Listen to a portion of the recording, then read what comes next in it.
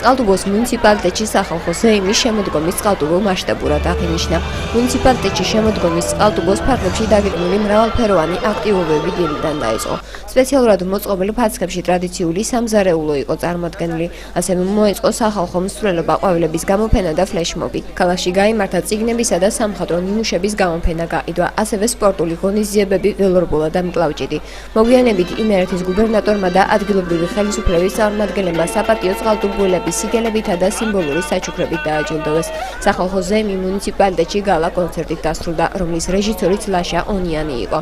სვენელის წინაშე ჯგუფი ნადური და საერთაშორისო კონკურსის ევროვიზიის ქართველი მონაწილეები წარსდგნენ. სახალხო ზეიმის ტრადიცია წყალტუბოს მუნიციპალიტეტში გასულ წელს ადგილობრივი თვითმმართველობის ინიციატივით განახლდა.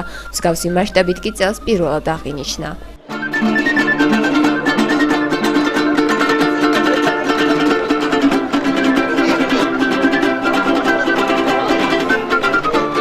შარშან ჩვენ აღვადგინეთ ტრადიცია, რომელიც წლების განმავლობაში დავიწყებული იყო ჩვენი მუნიციპალიტეტის, ჩვენი ქალაქის დღესასწაული, რომელსაც დავარქვით შემოდგომის წყალტუბო და მე მოხარული ვარ, რომ უკვე მეორე წელია ჩვენ ყველა წყალტუბოელები ერთად ვიკრიბებით და ამ დღეს ერთად აღვნიშნავთ. სიხარულის დღეს უფევს წყალტუბოში, აღნიშნება წყალტუბოობა.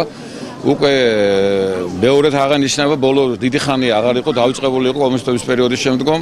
წელს განსაკუთრებულად აღენიშნება ძალიან დიდი მასშტაბებით. წყალტუბოს მუნიციპალიტეტის ყველა სოფელი მონაწილეობს ამ ზეიმში.